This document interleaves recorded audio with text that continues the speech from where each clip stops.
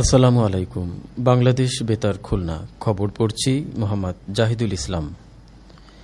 খুলনা মহানগরী এলাকায় ডেঙ্গু পরিস্থিতি ও প্রতিরোধ বিষয়ক এক জরুরি সভা গতকাল নগর ভবনের শহীদ আলতাফ মিলনায়তনে অনুষ্ঠিত হয়। সভায় জানানো হয় মশার প্রজনন ধ্বংস করা এবং মশার কামড় থেকে নিজেকে সুরক্ষিত রাখা ডেঙ্গু প্রতিরোধের প্রধান উপায়। এডিস মশা সাধারণত দিনের বেলা কামড়ায়, তাই ব্যক্তিগত সচেতনতা ও পরিবেশ পরিচ্ছন্ন রাখার মাধ্যমেই ডেঙ্গু প্রতিরোধ সবচেয়ে কার্যকর। এছাড়া বাড়ির আশেপাশে বা ছাদে পানি জমতে না দেয়া, ফুলের টব ও এসির পানি জমার পাত্র পরিষ্কার রাখা, দিনে ঘুমানোর সময় মশারি ব্যবহার করা এবং শিশুদের হাফ প্যান্ট বা টি শার্টের পরিবর্তে ফুল হাতা কাপড় পরানোর পরামর্শ দেওয়া হয়। কেসিসির প্রশাসক নজরুল ইসলাম মঞ্জু এতে প্রধান অতিথি ছিলেন। কেসিসির প্রধান নির্বাহী কর্মকর্তা রাজীব আহমেদের সভাপতিত্বে স্বাস্থ্যের বিভাগীয় পরিচালক doctor Sheikh Mohammad Mosharraf Hossain, civil surgeon doctor Mahfuza Khanam, কেসিসির সচিব মোহাম্মদ রেজা রশিদ, কেসিসির প্রধান স্বাস্থ্য কর্মকর্তা ডাক্তার শরীফ শাম্মিউল ইসলাম, বর্জ্য ব্যবস্থাপনা কর্মকর্তা প্রকৌশলী মোহাম্মদ আনিসুর রহমান, এক্সিকিউটিভ ম্যাজিস্ট্রেট আবদুল্লাহ আল ইমরান, ইসলামিক ফাউন্ডেশনের পরিচালক মোহাম্মদ মহিউদ্দিন মজুমদার, ইমাম পরিষদ খুলনার সভাপতি মোহাম্মদ গোলাম কিবরিয়া, মহানগর পূজা উদযাপন পরিষদের সভাপতি প্রশান্ত কুমার কুণ্ডু, খ্রিস্টান ঐক্য ফ্রন্টের সভাপতি সুজানা জলি ও সোনারাঙ্গা ব্যাপটিস্ট চার্চের সভাপতি কেলভিন সঞ্জয় দোবে এ সময় উপস্থিত ছিলেন। তথ্য অধিকার আইন 2009 ও এর বিধিমালা, প্রবিধানমালা, সত্য প্রণোদিত তথ্য প্রকাশ নির্দেশিকা সহ সংশ্লিষ্ট বিষয়ক দিনব্যাপী এক সেমিনার গতকাল খুলনা বিভাগীয় কমিশনারের সম্মেলন কক্ষে অনুষ্ঠিত হয়। বিভাগীয় কমিশনার মোহাম্মদ আবদুল্লাহ হারুন এতে প্রধান অতিথি ছিলেন। আঞ্চলিক তথ্য অফিসের সিনিয়র তথ্য কর্মকর্তা মোহাম্মদ মেহেদী হাসান সেমিনারে মূল প্রবন্ধ উপস্থাপন করেন। অতিরিক্ত বিভাগীয় কমিশনার শিক্ষা ও আইসিটি মিজ সিফাত মেহনাজের সভাপতিত্বে অতিরিক্ত বিভাগীয় কমিশনার সার্বিক আবু সায়েদ মোহাম্মদ মঞ্জুর আলম, মন্ত্রিপরিষদ বিভাগের সিনিয়র সহকারী সচিব মোহাম্মদ সাদিকুর রহমান, বিভাগীয় পর্যায়ের বিভিন্ন সরকারি দপ্তরের কর্মকর্তা, গণমাধ্যম কর্মী ও এনজিও প্রতিনিধিগণ এ সময় উপস্থিত ছিলেন। বিভাগীয় কমিশনার কার্যালয় এর আয়োজন করে।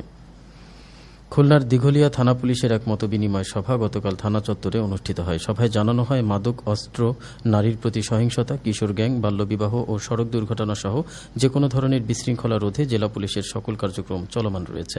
পুলিশ সুপার মোহাম্মদ তাজুল ইসলাম এতে প্রধান অতিথি ছিলেন। অতিরিক্ত পুলিশ সুপার, অফিসার ইনচার্জ, রাজনৈতিক নেতৃবৃন্দ, জনপ্রতিনিধি ও বিভিন্ন শ্রেণী পেশার মানুষ সহ প্রিন্ট ও ইলেকট্রনিক মিডিয়ার সাংবাদিকগণ এ সময় উপস্থিত ছিলেন। ঘূর্ণিঝড় আইলা ও সিডর সহ বিভিন্ন প্রাকৃতিক দুর্যোগে ক্ষতিগ্রস্ত বাগেরহাটের কচুয়া উপজেলার বগাভাষা গ্রামের 20 জন নিহত জেলে পরিবারের মধ্যে গতকাল খাদ্য সামগ্রী বিতরণ করা হয়। খাদ্য সামগ্রীর মধ্যে ছিল চাল, ডাল, চিনি, ভোজ্য তেল, হলুদ, মরিচ, ধনিয়া ও জিরা সহ নিত্যপ্রয়োজনীয় বিভিন্ন সামগ্রী।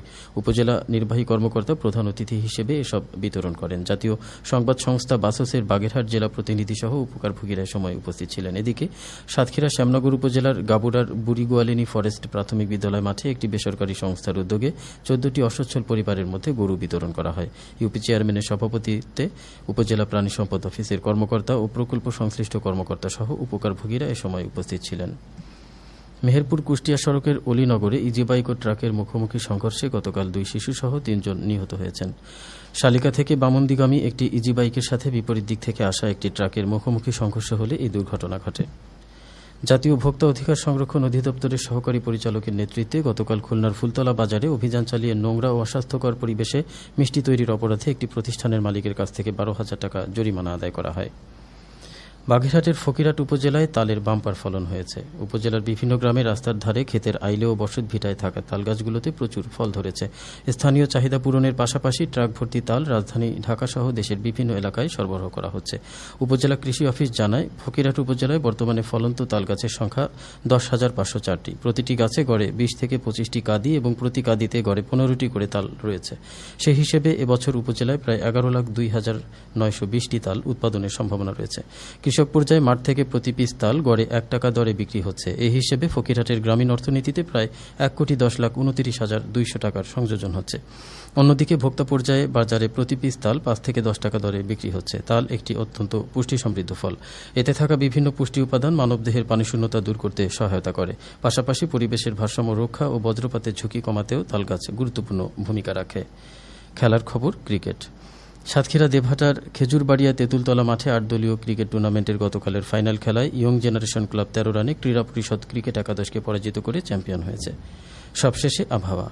আজ বেলা ১টা পর্যন্ত পূর্বাভাসে বলা হয়েছে খুলনা, যশোর, কুষ্টিয়া, টাঙ্গাইল, ময়মনসিংহ, ঢাকা, ফরিদপুর ও সিলেট অঞ্চলে পশ্চিম অথবা উত্তর পশ্চিম দিক থেকে অস্থায়ীভাবে ঘণ্টায় ৪৫ থেকে ৬০ কিলোমিটার বেগে দমকা অথবা ঝোড়ো হাওয়া বয়ে যেতে পারে। সেই সঙ্গে বৃষ্টি অথবা বজ্রসহ বৃষ্টিপাতের সম্ভাবনা রয়েছে। এসব এলাকার নদীবন্দরসমূহকে ১ নম্বর সতর্কতা সংকেত দেখাতে বলা হয়েছে। খবর শেষ হলো। আমাদের পরবর্তী খবর প্রচারিত হবে দুপুর ১২টা ১০ মিনিটে বাংলায়।